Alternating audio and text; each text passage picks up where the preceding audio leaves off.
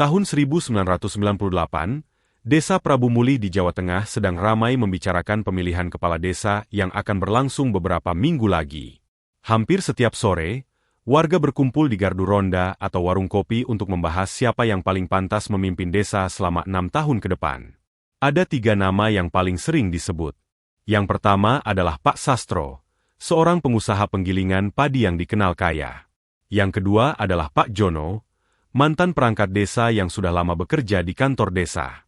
Nama terakhir adalah Darmo, seorang petani berusia 40 tahun yang hidup pas-pasan. Rumah Darmo berada di ujung desa, dekat area persawahan. Dinding rumahnya masih terbuat dari papan kayu yang mulai lapuk.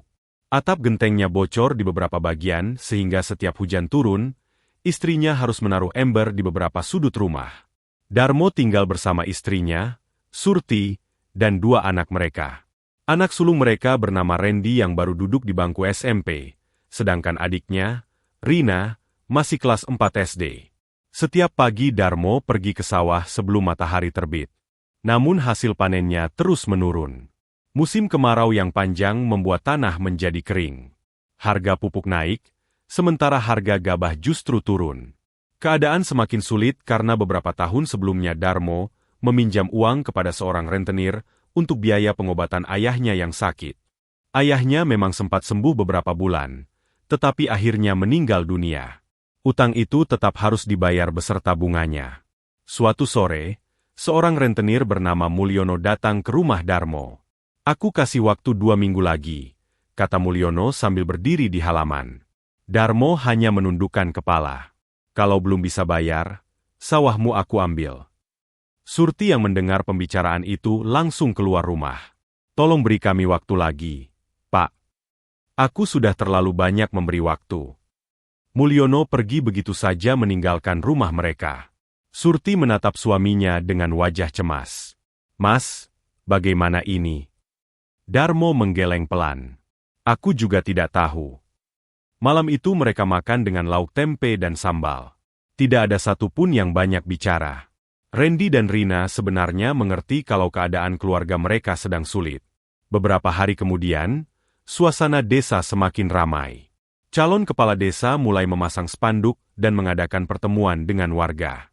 Pak Sastro sering membagikan sembako. Pak Jono mengadakan makan bersama di balai desa. Sementara Darmo bahkan kesulitan membeli bensin untuk sepeda motornya. Ia mulai merasa dirinya tidak punya peluang menang. Suatu siang, Darmo sedang duduk sendirian di warung kopi ketika seorang pria tua menghampirinya. Pria itu memakai baju hitam longgar, membawa tongkat kayu, dan rambutnya sudah memutih seluruhnya. "Kalau aku tidak salah, kamu Darmo?" "Iya."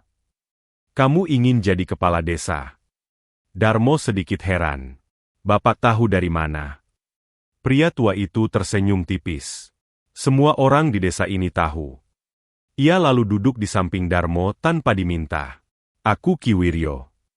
Nama itu terdengar asing bagi Darmo. Ki Wiryo memesan segelas kopi, lalu berbicara dengan suara pelan. "Kamu sebenarnya bisa menang." Darmo tertawa kecil. "Dengan uang apa?" "Bukan uang." "Lalu apa?" Ki Wiryo memandang lurus ke arah Darmo. "Ada jalan lain." Darmo mulai penasaran. "Jalan apa?" Ki Wiryo memastikan tidak ada orang lain yang mendengar. "Pernah dengar Gunung Kawi?" Darmo mengangguk pelan. Ia pernah mendengar cerita tentang orang-orang yang datang ke sana mencari kekayaan melalui jalan gaib. "Itu cuma cerita." "Bukan cerita." Ki Wiryo menjawab dengan yakin. "Banyak orang berhasil setelah datang ke sana."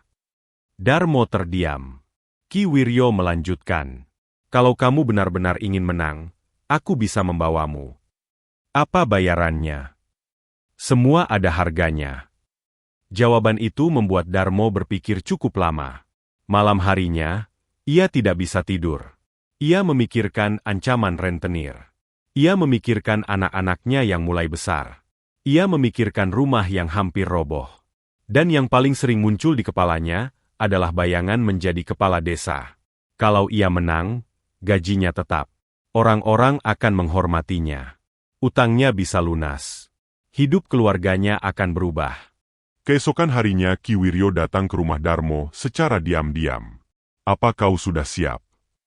Darmo melihat Surti sedang mencuci pakaian di belakang rumah. "Kapan berangkat?" "Malam ini." "Apa istriku harus tahu?" "Semakin sedikit yang tahu, semakin baik." Menjelang malam, Darmo berpamitan kepada Surti. "Aku mau keluar kota sebentar." "Mau apa?" "Ada urusan sawah." Surti tidak curiga. Ia hanya berpesan agar suaminya berhati-hati. Darmo lalu pergi bersama Ki Wiryo, menggunakan mobil tua milik seorang kenalan dukun itu. Perjalanan berlangsung berjam-jam. Semakin malam, jalanan semakin sepi. Udara mulai terasa dingin. Menjelang tengah malam mereka tiba di kawasan Gunung Kawi. Ki Wiryo membawa Darmo melewati jalan setapak yang gelap. Mereka berjalan tanpa banyak bicara.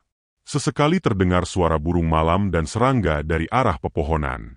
Sekitar 20 menit kemudian mereka sampai di sebuah petilasan tua yang dipenuhi pohon besar. Di tengah tempat itu terdapat batu hitam yang dipenuhi bekas lilin dan sesajen. Ki Wiryo mengeluarkan beberapa benda dari tas kainnya. Ada bunga 7 rupa, kemenyan, kain hitam, air kendi, seekor ayam cemani yang masih hidup. Darmo mulai merasa takut. Masih bisa batal. Ki Wiryo menatapnya. "Kalau pulang sekarang, hidupmu akan tetap seperti ini." Kalimat itu membuat Darmo kembali teringat ancaman kehilangan sawah. Ki Wiryo mulai membakar kemenyan. Asap putih perlahan memenuhi petilasan.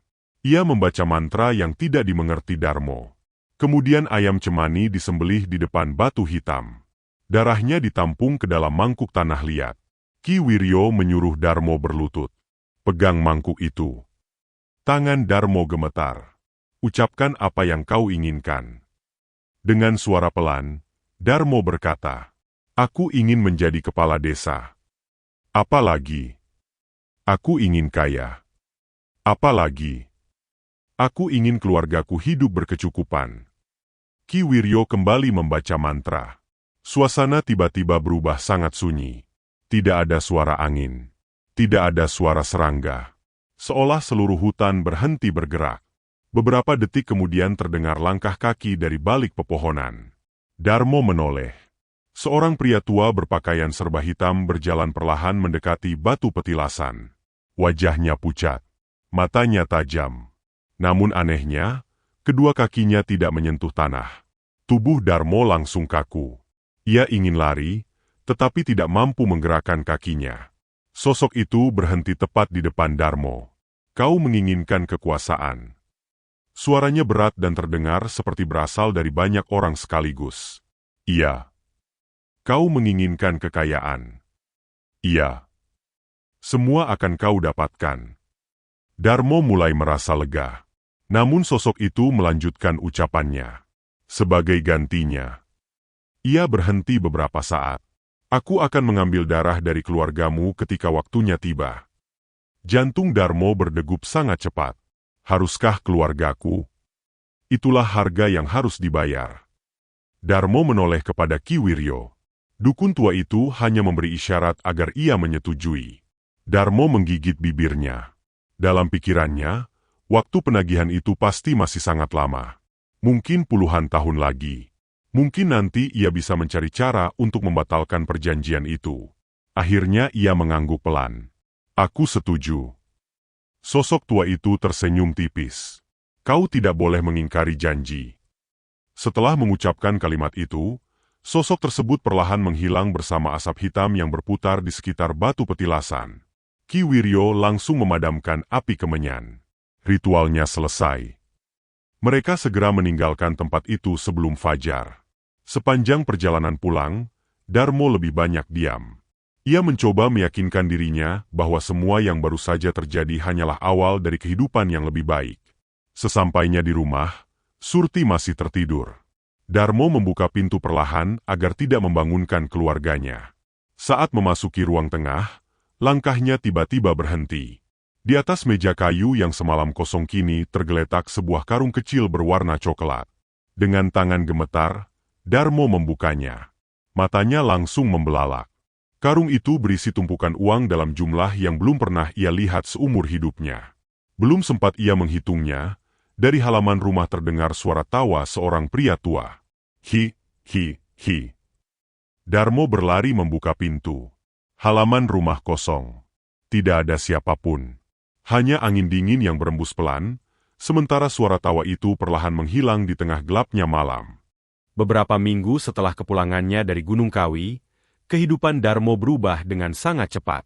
Uang yang muncul secara misterius di rumahnya digunakan untuk melunasi seluruh utang kepada rentenir. Bahkan masih tersisa cukup banyak untuk membeli pupuk, memperbaiki sawah, dan membantu biaya kampanye pemilihan kepala desa. Tidak ada seorang pun yang mengetahui dari mana asal uang itu. Ketika Surti bertanya, Darmo hanya mengatakan bahwa ia mendapat pinjaman dari seorang teman lama yang sukses merantau. Surti memang sempat merasa heran, tetapi ia memilih percaya kepada suaminya. Hari demi hari, keberuntungan terus datang menghampiri Darmo. Sawah yang sebelumnya sering gagal panen tiba-tiba menghasilkan gabah jauh lebih banyak dibanding sawah milik petani lain. Beberapa pedagang datang sendiri ke rumahnya menawarkan harga yang tinggi. Bahkan seekor sapi yang dibelinya dengan harga murah beberapa bulan sebelumnya berhasil dijual dengan keuntungan besar. Keadaan itu membuat warga mulai membicarakan keberuntungan Darmo. Rezekinya lagi bagus sekali. Mungkin memang sudah jalannya. Siapa tahu memang pantas jadi kepala desa. Nama Darmo semakin dikenal. Berbeda dengan beberapa bulan sebelumnya, kini ia mampu mengadakan pertemuan dengan warga hampir setiap malam. Ia membagikan sembako, membantu biaya pengobatan orang sakit, dan menyumbang untuk perbaikan musala. Semua itu membuat banyak warga berbalik mendukungnya. Hari pemilihan kepala desa akhirnya tiba. Sejak pagi balai desa sudah dipenuhi warga yang ingin memberikan suara. Suasana berlangsung tertib hingga menjelang sore. Saat penghitungan selesai, hasilnya membuat semua orang terkejut. Darmo memperoleh suara paling banyak dengan selisih yang sangat jauh dari dua calon lainnya. Sorak-sorai pendukungnya memenuhi halaman balai desa. Beberapa warga mengangkat Darmo ke atas bahu mereka. Selamat, Pak Kades. Mulai hari itu, Darmo resmi menjadi kepala desa Prabu Mulih. Kehidupan keluarganya berubah total. Dalam waktu kurang dari setahun, rumah kayu sederhana di ujung desa dirobohkan dan diganti dengan rumah tembok 2 lantai yang menjadi bangunan paling besar di desa. Di halaman rumah berdiri mobil bak terbuka yang baru dibeli. Sawah Darmo bertambah luas, karena ia membeli beberapa lahan milik warga yang sedang kesulitan ekonomi. Selain itu, ia membuka usaha penggilingan padi dan toko material. Semua usaha itu berkembang dengan sangat cepat. Banyak warga menganggap Darmo sebagai orang yang paling berhasil di desa. Namun perubahan itu juga mengubah sikapnya. Darmo yang dulu ramah kini mulai menjaga jarak dengan warga. Ia jarang duduk di warung kopi. Kalau ada orang datang meminta bantuan, ia selalu menyuruh mereka menemui sekretaris desa lebih dulu. Suatu hari seorang janda tua bernama Embok Sari datang ke kantor desa. Ia ingin meminta surat keterangan agar bisa menerima bantuan pemerintah. Darmo melihat berkas yang dibawa perempuan tua itu. Lengkapi dulu semuanya. Pak, saya tidak punya uang untuk mengurusnya. Itu bukan urusan saya. Embok Sari pulang dengan wajah kecewa. Padahal dahulu Darmo sering membantu tetangganya tanpa diminta. Sejak menjadi kepala desa, ia mulai menikmati jabatan yang dimilikinya. Setiap proyek pembangunan desa selalu diberikan kepada orang-orang yang dekat dengannya. Harga material sengaja dinaikkan agar keuntungan lebih besar. Sebagian dana pembangunan masuk ke kantong pribadinya. Tidak ada warga yang berani memprotes. Selain karena Darmo memiliki banyak pendukung, hampir semua orang merasa takut kepadanya. Mereka tidak tahu alasan rasa takut itu muncul. Namun setiap bertemu Darmo, ada perasaan tidak nyaman yang sulit dijelaskan. Sementara itu, kehidupan di dalam rumah besar keluarga Darmo juga mulai berubah. Suatu malam, Randy terbangun dengan napas tersengal. Tubuhnya penuh keringat. Ia langsung membangunkan ibunya. Bu, aku mimpi lagi. Surti segera duduk di samping anaknya. Mimpi apa? Ada kakek pakai jubah hitam. Surti mengusap kepala Randy. Mungkin cuma mimpi. Tapi wajahnya sama terus. Dia bilang apa? Randy terlihat ketakutan. Katanya sebentar lagi dia datang. Surti menganggap mimpi itu hanya bunga tidur. Namun mimpi yang sama terus berulang hampir setiap malam. Kadang pria tua itu hanya berdiri di ujung jalan. Kadang ia berada di depan rumah. Kadang ia memanggil nama Randy sambil tersenyum. Semakin lama wajah pria itu semakin jelas. Randy mulai sulit tidur. Tubuhnya menjadi lemas. Nilai sekolahnya juga menurun karena sering mengantuk di kelas. Di sisi lain, adiknya, Rina, menunjukkan perubahan yang berbeda. Suatu sore Surti melihat Rina sedang bermain congklak sendirian di teras. Awalnya Surti tidak merasa aneh. Namun beberapa menit kemudian ia mendengar Rina berbicara seolah sedang bercanda dengan seseorang. Kamu curang. Tidak boleh begitu. Ayo gantian. Surti keluar rumah. Kamu ngomong sama siapa? Rina tersenyum polos. Sama teman. Teman siapa? Itu.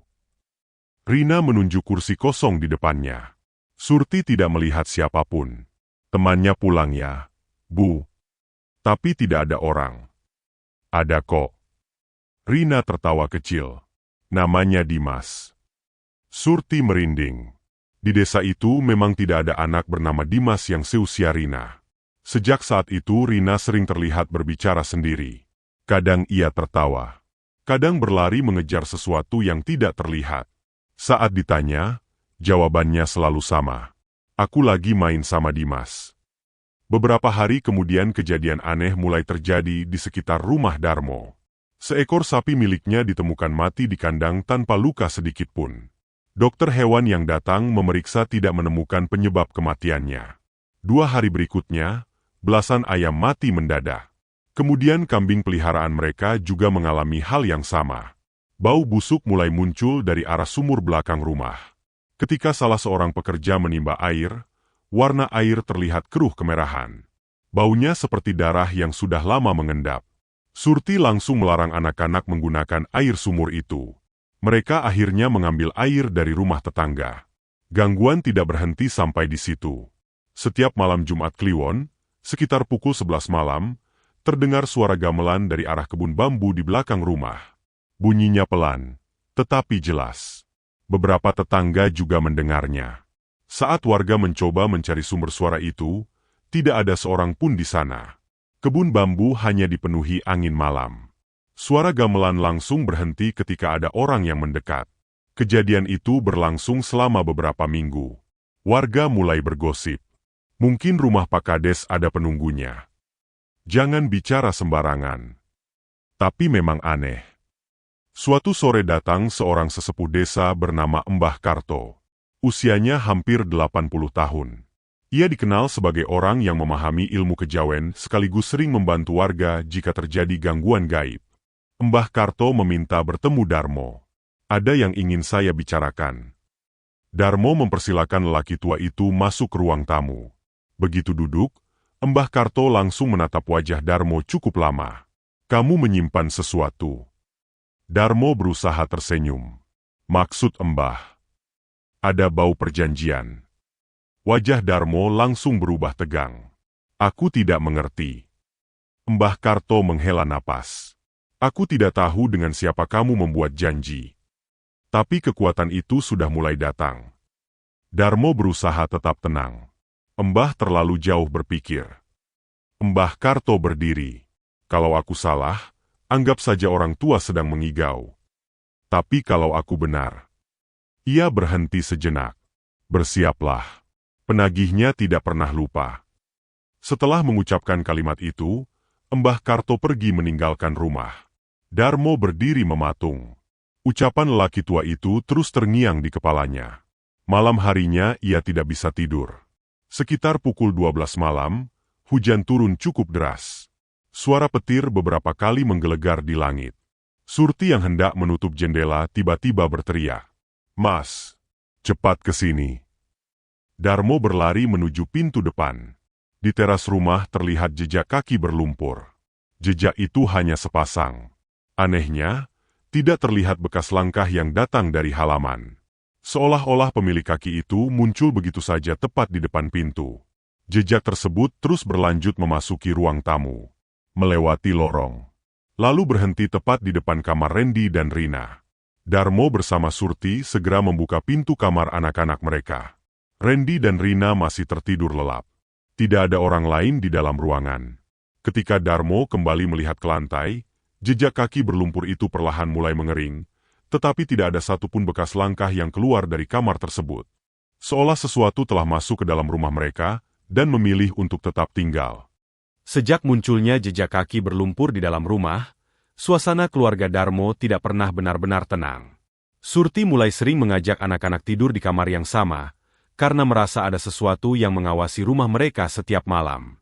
Darmo sendiri berusaha bersikap seolah semuanya masih normal, meski dalam hatinya ia terus mengingat peringatan Mbah Karto dan perjanjian yang pernah dibuatnya di Gunung Kawi. Gangguan yang paling berat dialami oleh Randy. Anak laki-laki itu semakin sering mengigau saat tidur. Hampir setiap malam ia berbicara sendiri dengan suara yang tidak jelas.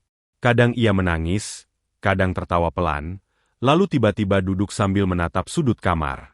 Suatu malam, sekitar pukul 1 dini hari, Surti terbangun karena mendengar suara keras dari kamar Randy. Brak! Ia langsung berlari bersama Darmo. Mereka mendapati Randy berdiri di atas tempat tidur dengan mata melotot. Tubuhnya gemetar hebat. Randy. Anak itu tidak menjawab. Tatapannya kosong. Lalu dengan suara berat yang bukan seperti suaranya sendiri, ia berkata, "Gunung Kawi." Surti langsung memeluk anaknya. "Nak, sadar. Nak." Namun Randy justru mendorong ibunya hingga hampir terjatuh. "Gunung Kawi." Kalimat itu terus diulang. Darmo mulai berkeringat dingin.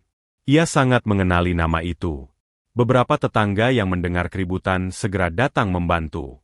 Pak Lurah RT, Pak Naryo, ikut masuk ke dalam kamar. "Ada apa?"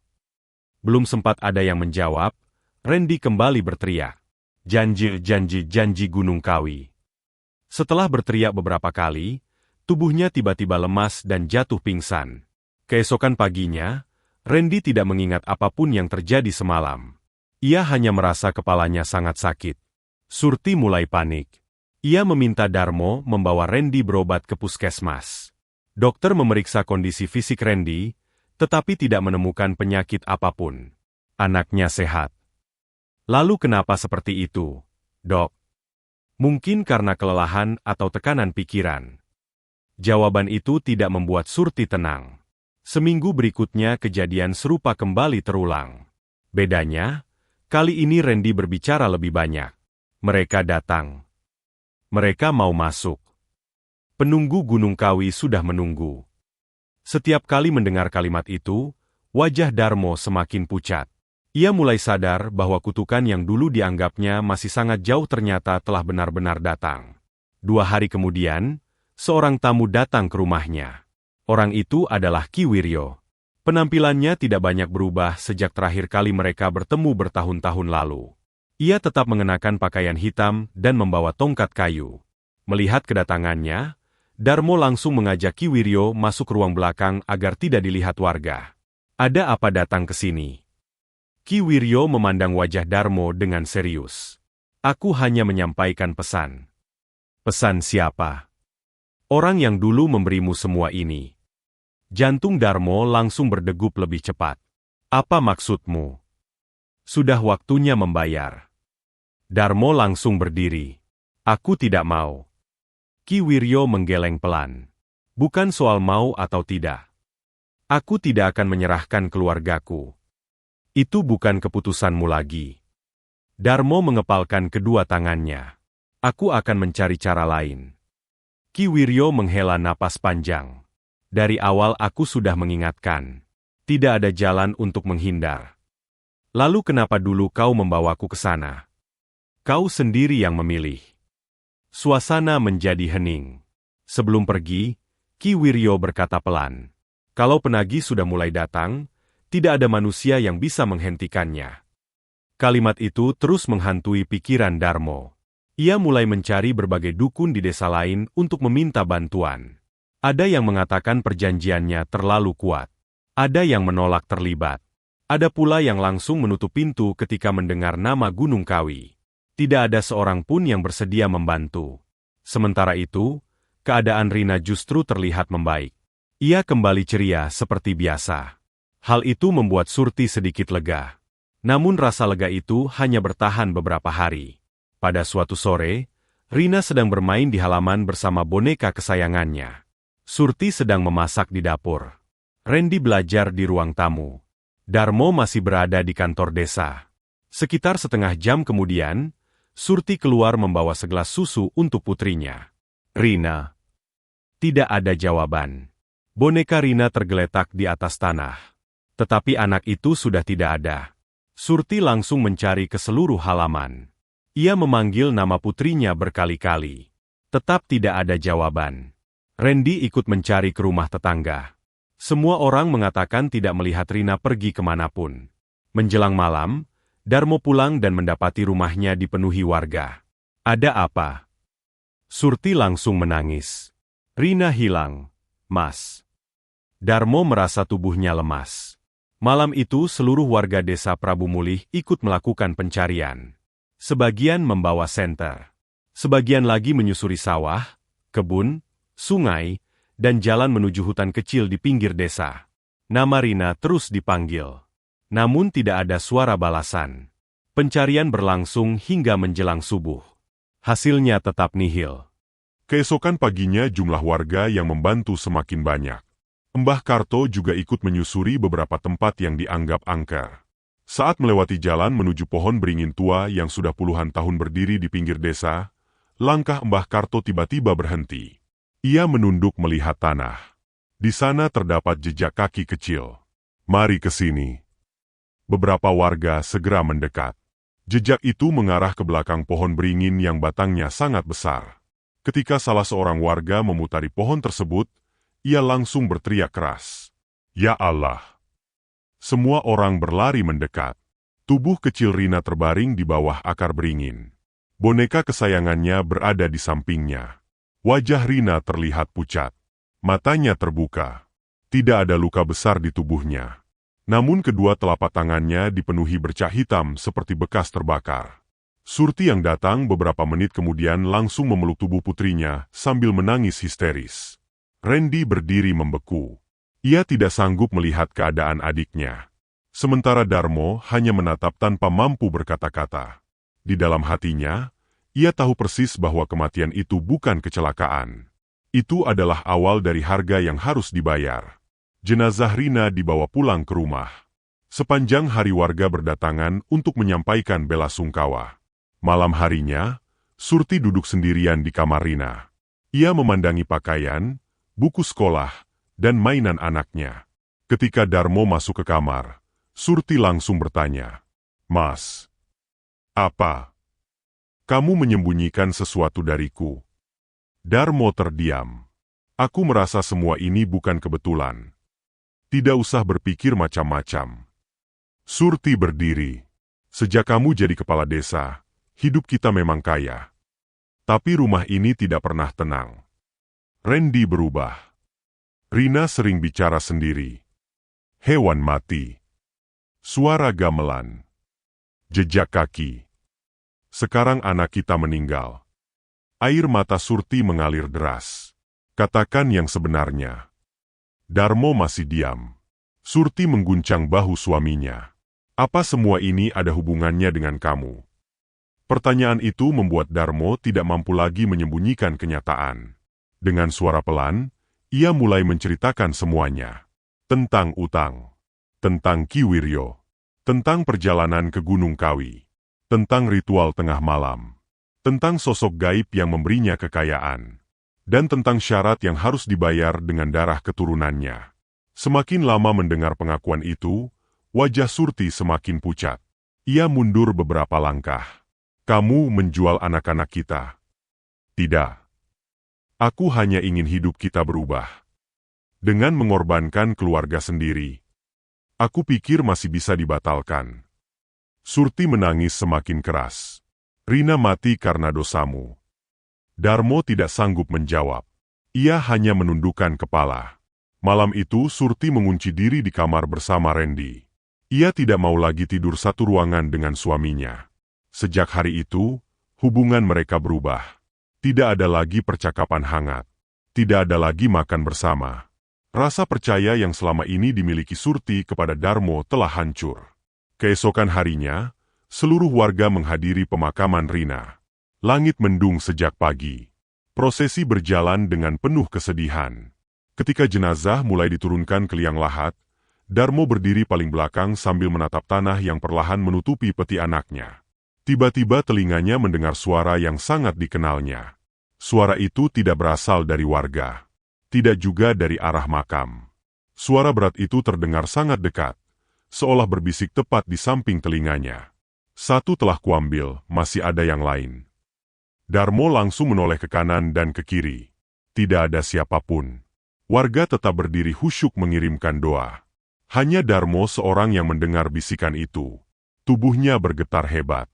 Untuk pertama kalinya sejak menjadi kepala desa, ia benar-benar menyadari bahwa kutukan yang dibawanya pulang dari Gunung Kawi belum selesai. Justru semuanya baru saja dimulai.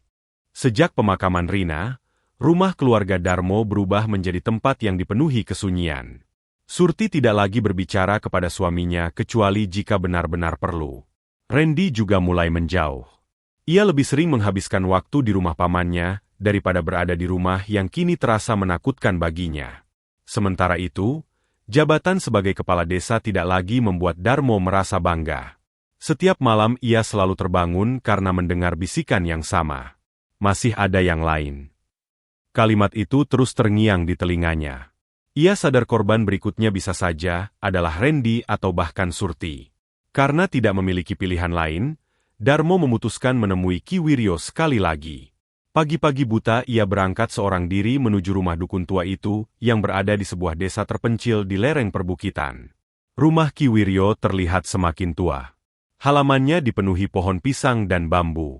Saat Darmo datang, lelaki tua itu seolah sudah mengetahui kedatangannya. "Kamu akhirnya datang juga." Darmo langsung berlutut. "Tolong aku, Ki." Ki Wiryo menghela napas panjang. "Aku sudah tahu alasanmu. Aku tidak mau kehilangan keluargaku lagi." Ki Wiryo mempersilakan Darmo duduk. Beberapa saat kemudian ia menyuguhkan teh hangat. "Aku ingin membatalkan semua perjanjian itu." Ki Wiryo menggeleng pelan. "Perjanjian Gunung Kawi tidak bisa dibatalkan." "Pasti ada caranya." "Tidak ada." Darmo mulai putus asa. "Apa aku harus membiarkan anakku mati satu persatu?" Ki Wiryo menatap wajah Darmo cukup lama. Sebenarnya masih ada satu jalan. Wajah Darmo sedikit berbinar. "Apa itu?" "Kamu memenuhi semua janji yang pernah kamu ucapkan. Itu berarti keluargaku akan habis." Ki Wiryo mengangguk pelan. "Atau..." Darmo langsung memotong. "Atau apa?" "Kamu kembali ke petilasan tempat perjanjian itu dibuat. Lalu, hancurkan seluruh media ritual yang mengikatmu." Darmo langsung berdiri. "Itu saja?" Ki Wiryo menggeleng. "Kalau ritual itu dihancurkan, kekuatan yang selama ini melindungimu juga akan lenyap." "Aku tidak peduli." "Kamu belum selesai mendengar."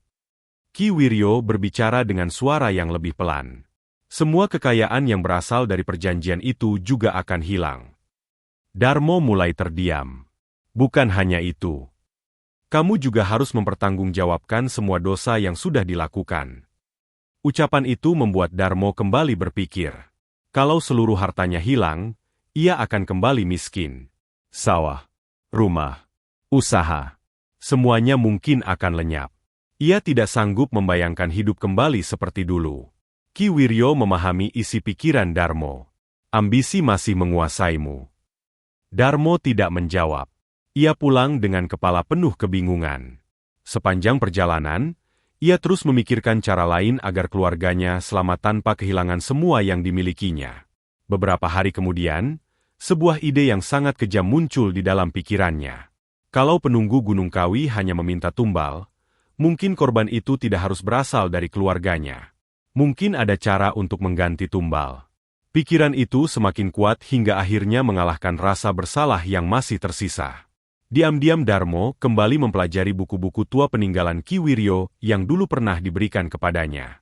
Di salah satu halaman terdapat tulisan mengenai ritual pengalihan korban. Ritual itu membutuhkan foto orang yang akan dijadikan tumbal, tanah kuburan, kain kafan, serta beberapa sesajen. Malam Jumat Kliwon pertama setelah membaca buku itu, Darmo turun ke ruang penyimpanan yang berada di bawah rumahnya. Ruangan itu sengaja dibuat beberapa tahun sebelumnya dan tidak pernah dimasuki siapapun selain dirinya. Di dalamnya terdapat meja batu kecil yang dipenuhi bekas lilin. Di sudut ruangan tersimpan kendi berisi tanah yang dibawanya dari Gunung Kawi. Masih ada pula kain hitam, kemenyan, bunga kering, dan benda-benda ritual lainnya. Darmo mulai melakukan ritual sendirian. Ia menyebut beberapa nama warga yang selama ini sering menentangnya. Ia berharap kekuatan gaib akan menerima pengganti itu. Beberapa hari kemudian, kejadian aneh mulai terjadi di desa Prabu Mulih. Seorang pencari rumput bernama Warto menghilang ketika pulang dari sawah. Sepedanya ditemukan di pinggir jalan. Orangnya tidak pernah ditemukan. 2 hari kemudian giliran seorang pemuda bernama Jimin yang hilang saat memancing di sungai. Lalu seorang nenek bernama Emboksari juga menghilang tanpa jejak. Warga mulai ketakutan. Mereka membentuk kelompok pencarian. Seluruh kebun, sawah, sungai, bahkan hutan kecil di sekitar desa diperiksa. Tidak ada hasil. Desa yang biasanya ramai mulai sepi ketika malam tiba. Tidak ada lagi anak-anak bermain di luar rumah. Semua orang memilih mengunci pintu sejak matahari terbenam. Melihat keadaan itu, Kiai Hamdan mulai turun tangan. Ia adalah tokoh agama yang sangat dihormati di desa Prabu Mulih. Selama ini Kiai Hamdan lebih banyak diam. Tetapi hilangnya beberapa warga membuatnya yakin ada sesuatu yang tidak beres. Ia mengumpulkan beberapa tokoh masyarakat. Menghilangnya orang-orang ini bukan kejadian biasa. Pak Naryo mengangguk. Kami juga merasa begitu. Kiai Hamdan kemudian mengunjungi rumah keluarga para korban. Di setiap rumah ia menemukan tanda yang sama. Ada bau kemenyan yang sangat tipis meski tidak ada seorang pun yang membakarnya.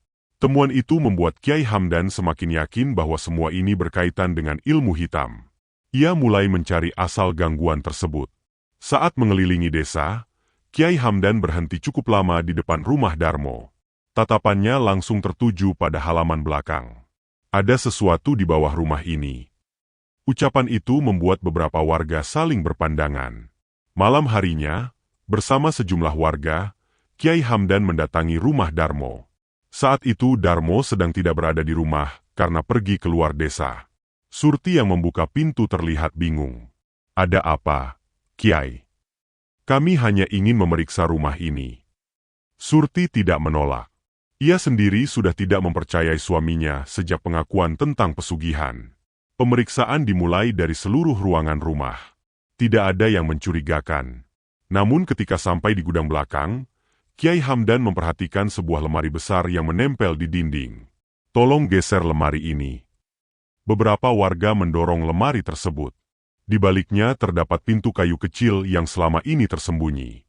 Surti membelalak. Ia sama sekali tidak pernah mengetahui adanya pintu itu. Setelah dibuka, terlihat tangga sempit menuju ruang bawah tanah. Bau busuk langsung menyengat hidung semua orang. Dengan membawa lampu minyak, mereka turun perlahan. Ruangan itu dipenuhi benda-benda yang membuat semua orang bergidik. Di atas meja batu terdapat sesajen yang sudah membusuk. Di sampingnya tergeletak kain kafan yang dipenuhi bercak hitam. Ada kendi tua berisi tanah dari Gunung Kawi. Puluhan lilin hitam memenuhi lantai. Yang paling membuat warga marah adalah sebuah papan kayu besar yang dipenuhi foto-foto.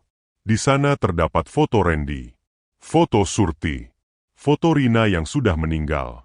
Selain itu ada pula foto Warto, Jimin, Emboksari, dan beberapa warga lain. Di bawah setiap foto tertulis nama mereka dengan tinta merah. Kiai Hamdan membuka sebuah buku tua yang terletak di atas meja. Isinya adalah daftar nama calon tumbal berikut tanggal ritual yang akan dilakukan. Semua warga langsung sadar bahwa orang yang selama ini mereka hormati ternyata menyimpan rahasia mengerikan. Surti terduduk lemas. Air matanya kembali mengalir. Mas, kenapa kamu berubah seperti ini? Kabar penemuan ruang rahasia itu menyebar sangat cepat. Malam itu juga ratusan warga berkumpul di depan rumah kepala desa. Mereka membawa obor dan bambu. Suasana menjadi sangat tegang. Keluar. Pertanggungjawabkan semuanya. Namun Darmo belum kembali ke rumah. Saat mendengar rumahnya dikepung warga dari salah seorang anak buahnya, ia justru tidak pulang. Ia sadar tidak mungkin lagi mempertahankan jabatannya. Dengan wajah panik, Darmo langsung mengendarai mobil menuju Gunung Kawi. Ia yakin hanya penunggu gaib di tempat itulah yang masih bisa menyelamatkannya. Perjalanan ditempuh tanpa berhenti. Menjelang tengah malam, ia akhirnya tiba di petilasan tempat semua bencana itu bermula. Tempat itu masih sama seperti bertahun-tahun lalu. Batu hitam masih berdiri di tengah pepohonan. Udara terasa sangat dingin. Darmo berlutut di depan batu sambil berteriak, "Tolong aku. Aku sudah melakukan semua yang kau minta." Tiba-tiba angin bertiup sangat kencang. Asap hitam muncul dari balik batu. Perlahan sosok pria tua berpakaian hitam kembali menampakkan diri. Matanya menatap tajam ke arah Darmo. Dengan suara berat yang menggema di seluruh petilasan, sosok itu berkata, "Perjanjianmu tidak mengenal pengkhianatan." Malam itu, setelah mengetahui Darmo melarikan diri ke Gunung Kawi, Kiai Hamdan segera mengumpulkan beberapa warga yang masih berani ikut bersamanya. Wajah mereka dipenuhi rasa cemas. Tidak ada yang tahu apa yang akan mereka hadapi di sana.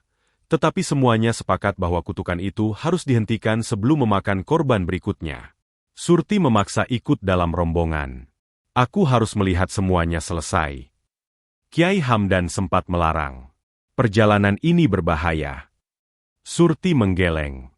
"Aku sudah kehilangan seorang anak. Aku tidak mau kehilangan Randy juga." Randy yang berdiri di samping ibunya hanya diam. Wajahnya masih pucat sejak beberapa minggu terakhir. Kiai Hamdan akhirnya meminta seorang kerabat membawa Randy kembali ke desa, agar tidak ikut menghadapi bahaya. Menjelang tengah malam, 3 mobil bak terbuka berangkat menuju Gunung Kawi. Di sepanjang perjalanan tidak banyak percakapan. Warga hanya mendengar suara mesin mobil dan angin malam yang terasa semakin dingin ketika memasuki kawasan pegunungan. Sesampainya di kaki Gunung Kawi, mereka melanjutkan perjalanan dengan berjalan kaki. Kiai Hamdan berada paling depan sambil membawa lampu minyak. Di tangannya tergenggam tas kecil berisi kitab doa, air yang sudah didoakan, serta beberapa benda yang sebelumnya ditemukan di ruang bawah tanah rumah Darmo. Setelah berjalan cukup lama melewati jalan setapak, rombongan tiba di petilasan tua tempat Darmo pernah mengikat perjanjian dengan kekuatan gaib bertahun-tahun lalu. Darmo masih berada di sana. Ia berlutut di depan batu hitam dengan wajah penuh ketakutan. "Pilihannya hanya satu," kata sosok tua berpakaian hitam yang berdiri beberapa langkah di depannya. Darmo mengangkat wajah. "Tolong ampuni keluargaku. Kau datang meminta kekuasaan." "Iya." "Kau datang meminta kekayaan." "Iya." "Kau juga datang dengan kesadaran penuh saat menyerahkan darah keluargamu sebagai syarat." Darmo menangis. "Aku menyesal." "Penyesalanmu tidak menghapus janji." Suara sosok itu menggema di seluruh kawasan petilasan. Saat itulah Kiai Hamdan dan rombongan warga memasuki area tersebut. Mereka semua langsung berhenti ketika melihat sosok tinggi berjubah hitam berdiri di depan Darmo. Beberapa warga gemetar ketakutan. Ada yang hampir berlari kembali. Namun Kiai Hamdan mengangkat tangannya. "Jangan ada yang mendekat." Ia melangkah maju seorang diri. "Darmo." Darmo menoleh. Matanya langsung dipenuhi harapan. "Kiai, tolong saya." Kiai Hamdan tidak menjawab permintaan itu. Ia justru bertanya, "Apakah kamu benar-benar menyesali semua perbuatanmu?" Darmo mengangguk sambil menangis. "Saya salah. Saya serakah. Saya ingin semuanya berakhir." Kiai Hamdan menarik napas panjang. "Kalau begitu, kamu harus menerima akibat dari pilihanmu." Darmo menundukkan kepala. Ia sadar tidak ada lagi jalan untuk melarikan diri. Sementara itu, sosok penjaga pesugihan mulai berubah. Tubuhnya semakin tinggi. Jubah hitam yang dikenakannya bergerak sendiri seperti tertiup angin. Wajahnya perlahan berubah menjadi mengerikan. Kulitnya menghitam. Matanya memerah. Mulutnya terbuka sangat lebar hingga hampir mencapai telinga. Suara geram memenuhi seluruh kawasan hutan. Beberapa warga spontan mundur beberapa langkah. Kiai Hamdan tetap berdiri di tempatnya. Ia mulai membaca doa dengan suara lantang. Suasana di sekitar petilasan berubah semakin mencekam. Angin bertiup sangat kencang.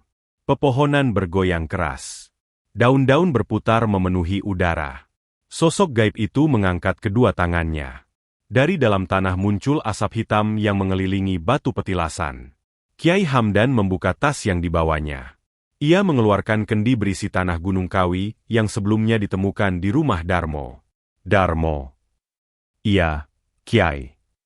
Ini benda yang mengikatmu.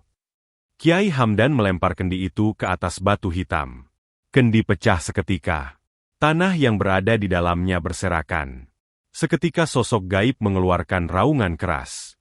Belum selesai sampai di situ, Kiai Hamdan mengambil kain kafan, bunga kering, dan beberapa benda ritual lainnya. Satu persatu semuanya dilemparkan ke dalam api kecil yang telah disiapkan warga. Api langsung membesar. Asap hitam keluar dari benda-benda tersebut. Suara jeritan mulai terdengar dari berbagai arah. Darmo memegang kepalanya. Ia merasa seperti ada sesuatu yang sedang ditarik keluar dari tubuhnya. Sementara itu, langit yang sebelumnya gelap berubah semakin pekat. Petir menyambar berkali-kali di sekitar petilasan. Sosok penjaga pesugihan melangkah maju. Tanah yang diinjaknya berubah hitam. Ia mengangkat tangan ke arah Kiai Hamdan. Angin sangat kencang langsung menghantam tubuh sang Kiai. Beberapa warga segera menahannya agar tidak terjatuh. Kiai Hamdan tetap melanjutkan doa. Suaranya semakin keras. Warga yang ikut bersamanya juga mulai membaca doa bersama. Suara doa menggema memenuhi kawasan hutan. Raungan makhluk gaib itu terdengar semakin keras. Tubuhnya mulai dipenuhi retakan seperti batu yang akan pecah. Sementara itu, Darmo berlutut sambil menangis. Ia memandang Surti yang berdiri tidak jauh darinya. "Maafkan aku." Surti tidak mampu menjawab. Air matanya terus mengalir. "Aku sudah menghancurkan keluarga kita." Surti hanya berkata pelan. "Seharusnya kamu memikirkan itu sejak dulu." Kata-kata itu membuat Darmo semakin terpuruk. Kiai Hamdan kemudian mengambil batu hitam yang menjadi pusat ritual. Dengan dibantu beberapa warga, batu itu didorong hingga jatuh ke tanah.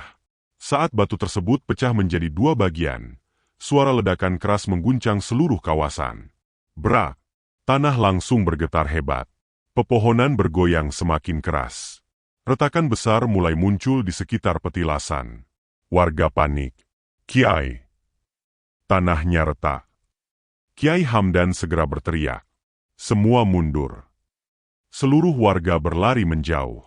Surti ikut mundur bersama mereka. Namun Darmo masih tetap berlutut di tempatnya. Retakan tanah semakin melebar tepat di bawah tubuhnya. Darmo mencoba berdiri. Tetapi kedua kakinya seperti tertahan sesuatu. Ia melihat bayangan tangan-tangan hitam keluar dari dalam retakan tanah. Tangan-tangan itu mencengkeram kedua kakinya. "Tolong!" Darmo berteriak sekuat tenaga. Beberapa warga ingin menolong. Namun Kiai Hamdan langsung menahan mereka. "Jangan mendekat. Itu bukan lagi urusan manusia." Darmo terus meronta. Di saat yang sama, sesuatu yang aneh terjadi. Rumah-rumah, sawah, mobil, dan seluruh kemewahan yang selama ini diperoleh Darmo seolah muncul dalam bayangan di sekitar petilasan. Bayangan itu perlahan berubah menjadi kepingan hitam yang berterbangan menuju retakan tanah. Seakan seluruh kekayaan hasil pesugihan sedang ditarik kembali oleh kekuatan yang memberikannya. Darmo menangis histeris. "Aku menyesal. Ampuni aku." Namun semuanya sudah terlambat. Retakan tanah terbuka semakin lebar. Tubuh Darmo perlahan terseret masuk. Kedua tangannya berusaha meraih akar pohon. Namun cengkeraman tangan-tangan hitam jauh lebih kuat. Dalam hitungan detik, tubuh Darmo menghilang ke dalam lubang yang gelap. Sesaat kemudian tanah kembali menutup dengan sendirinya. Suasana langsung berubah sunyi. Angin berhenti bertiup. Langit yang semula dipenuhi awan hitam perlahan kembali cerah. Sosok penjaga pesugihan yang sejak tadi berdiri di dekat batu pecah mulai memudar. Tubuhnya berubah menjadi asap hitam tipis. Sebelum benar-benar menghilang, sosok itu memandang Kiai Hamdan dan Surti untuk terakhir kalinya. Lalu lenyap tanpa meninggalkan jejak. Beberapa saat kemudian, Randy yang berada di rumah pamannya tiba-tiba tersadar dari tidur panjangnya. Tubuhnya yang selama ini sering lemas mulai terasa ringan. Mimpi buruk yang terus menghantuinya sejak beberapa waktu terakhir juga menghilang. Di desa, warga yang sebelumnya menghilang ditemukan satu persatu dalam keadaan selamat di beberapa tempat berbeda. Mereka tampak kebingungan dan tidak mengingat bagaimana bisa berada di sana. Hanya Rina yang tidak dapat kembali. Beberapa hari setelah kejadian itu, seluruh harta milik Darmo mulai lenyap. Usaha penggilingan padinya bangkrut. Sawah-sawah yang dibeli dengan uang pesugihan harus dijual untuk menutupi berbagai utang yang selama ini disembunyikan. Rumah megahnya akhirnya dikosongkan karena Surti memilih pindah ke rumah saudara bersama Randy. Kiai Hamdan mengajak warga kembali ke Gunung Kawi untuk menutup petilasan tersebut. Mereka membongkar sisa-sisa tempat ritual, menimbunnya dengan batu dan tanah, lalu memasang pagar sederhana agar tidak ada lagi orang yang melakukan perjanjian di tempat itu. Sejak saat itu, desa Prabu Mulih perlahan kembali tenang. Tidak ada lagi suara gamelan di malam hari. Tidak ada lagi jejak kaki berlumpur yang muncul tanpa pemilik. Warga yang dulu hidup dalam ketakutan mulai berani beraktivitas seperti biasa. Meski demikian, tidak seorang pun berani mendekati petilasan tempat Darmo mengikat perjanjian dengan kekuatan gelap. Tempat itu dibiarkan tertutup dan kosong sebagai pengingat bahwa keserakahan, kekuasaan, dan kekayaan yang diperoleh melalui jalan sesat pada akhirnya hanya akan membawa kehancuran bagi diri sendiri dan orang-orang yang paling dicintai. 6 bulan telah berlalu sejak malam ketika Darmo menghilang di petilasan Gunung Kawi. Perlahan-lahan, kehidupan di desa Prabu Mulih kembali berjalan seperti biasa. Sawah kembali ditanami, anak-anak kembali bermain di halaman rumah, dan warga mulai meninggalkan rasa takut yang selama ini membayangi mereka. Meski demikian, bekas luka dari peristiwa itu tidak pernah benar-benar hilang. Rumah megah yang dulu menjadi simbol keberhasilan Kades Darmo kini berdiri kosong. Ket temboknya mulai kusam, halaman dipenuhi rumput liar, dan jendela-jendelanya tertutup rapat. Tidak ada seorang pun yang berani membeli ataupun menempati rumah itu. Beberapa warga yang pernah berjaga di sekitar rumah mengaku masih mendengar suara gamelan mengalun pelan setiap malam Jumat Kliwon. Terkadang terdengar pula langkah kaki mengitari halaman, seolah seseorang sedang berjalan mengelilingi rumah tanpa pernah memperlihatkan wujudnya. Karena takut gangguan itu akan kembali membawa petaka, warga sepakat membongkar rumah tersebut. Material bangunannya digunakan untuk memperbaiki musala dan balai desa, sementara lahannya diubah menjadi taman sederhana yang ditanami berbagai pohon peneduh. Kiai Hamdan berharap tempat itu tidak lagi menjadi pengingat akan keserakahan, melainkan menjadi tempat yang bermanfaat bagi masyarakat. Kiai Hamdan juga mengadakan doa bersama setiap malam Jumat Kliwon. Selain memohon perlindungan kepada Tuhan, ia selalu mengingatkan warga agar tidak pernah mencari kekayaan dengan cara yang bertentangan dengan ajaran agama. Dalam setiap pengajiannya, ia berkata, rezeki yang halal mungkin datang lebih lambat, tetapi membawa ketenangan. Rezeki yang diperoleh melalui jalan gelap mungkin terlihat cepat, tetapi selalu meninggalkan penderitaan. Ucapan itu terus diingat oleh warga desa Prabu Mulih. Surti memutuskan meninggalkan desa bersama Randy. Mereka pindah ke sebuah kota kecil untuk memulai kehidupan baru. Surti bekerja sebagai penjahit, sementara Randy melanjutkan sekolahnya sambil membantu ibunya sepulang belajar. Meski hidup mereka jauh lebih sederhana dibanding saat Darmo masih menjadi kepala desa, Surti merasa jauh lebih tenang. Ia tidak lagi mendengar suara-suara aneh di malam hari. Randy juga tidak pernah lagi mengalami mimpi buruk yang dulu terus menghantuinya. Namun, setiap kali tanggal kematian Rina tiba, mereka selalu datang ke makamnya untuk berdoa. Bagi Surti, kehilangan putrinya adalah luka yang tidak akan pernah sembuh sepenuhnya. Ia hanya berharap tidak ada lagi keluarga lain yang mengalami nasib seperti mereka. Ki Wiryo tidak pernah lagi terlihat di desa maupun di rumahnya.